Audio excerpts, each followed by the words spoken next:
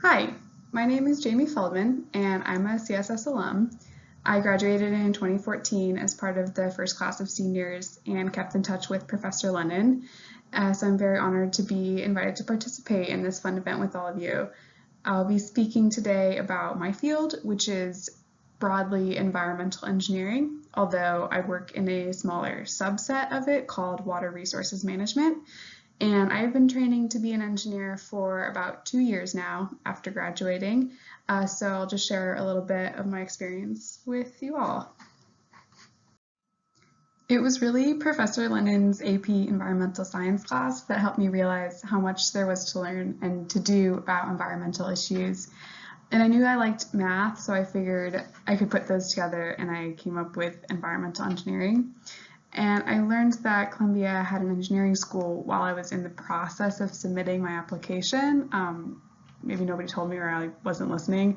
So I ended up applying there and started studying environmental engineering.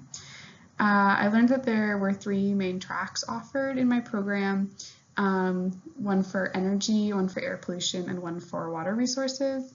And I found myself mainly learning about water and did research about water availability and how it changes as the climate changes, and graduated in 2018.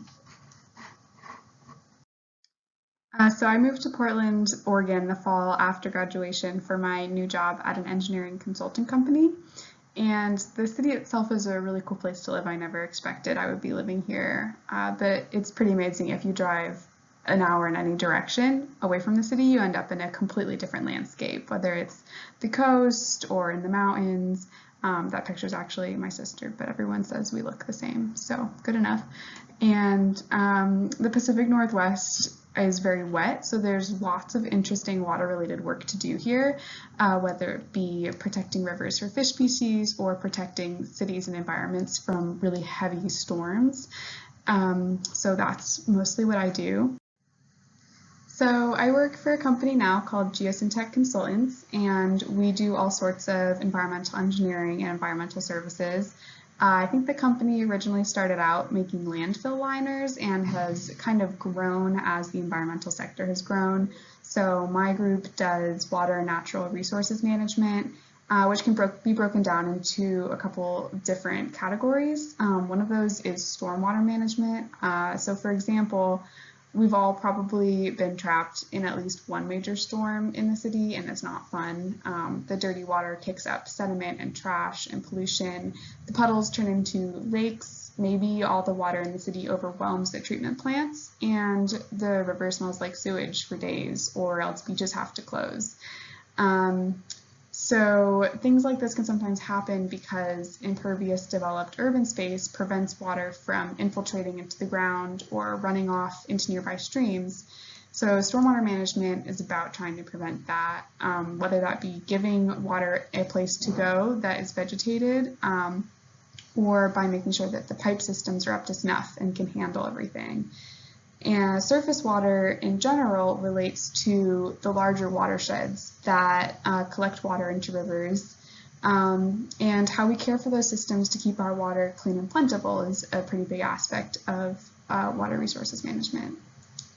So I spend most of my time analyzing data and making models to answer questions like, where is water going? How fast does it get there? How much is there? And understanding how systems react to single storms or even years worth of storms is a building block for answering big and complicated questions like, will this neighborhood flood and the city have to pay a lot of money for damage? Or will this watershed have enough water if human use continues to increase and climate change is making some areas drier? Another question might be, if a pollutant is dumped into a river, how far will it go? So those are some of the types of questions that me and my colleagues try to answer. Now, one of the most helpful tools for answering those questions can sometimes be a model. And there are lots of different kinds of models. They look very different sometimes. And so they can answer very different questions. The model on top is an example of a watershed model that we might use to predict how water moves in a large region. since water can take many paths in, through, and out of a system like this. So this picture is of a model that is helping to inform water management in Orange County, California. And it's been under development for over a year, and we're just starting to get results out of it. So it can take a very long time, but it can be very helpful. The model on the bottom is a hydraulic model. This section shows how water moves in pipes. And we can use this type of model for the city of Portland to model the pipe system underneath the city. And we're doing this right now to help find areas that might flood during heavy rainstorms so that proposed updates can be made to help things run a little smoother underground. So representing the world around us in models like this by essentially typing things into a computer can be an imperfect art. So one thing that we try to keep in mind is that no model is ever perfect, but some are useful. So I hope that this has given you a picture of what it might look like to get involved in the field of environmental engineering. It's a really broad field and you can go in a lot of different directions, so this is just one corner of it. But I wanted to leave you with a few last thoughts, things that I have found to be true almost without exception.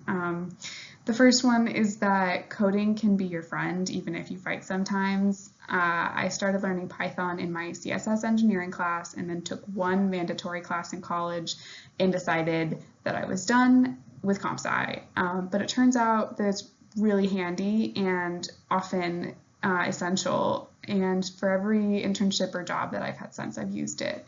So as a self-proclaimed technologically challenged person, it is not always easy, but I have found it to almost always be a good idea.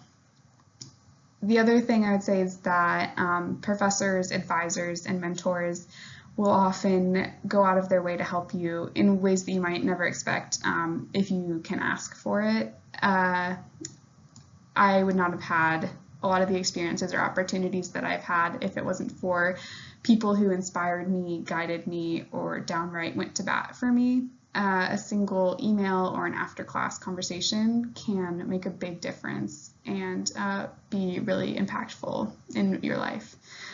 And the other thing that I will say is that I didn't even know that environmental engineering consulting was a job that you could do until I was almost done with college.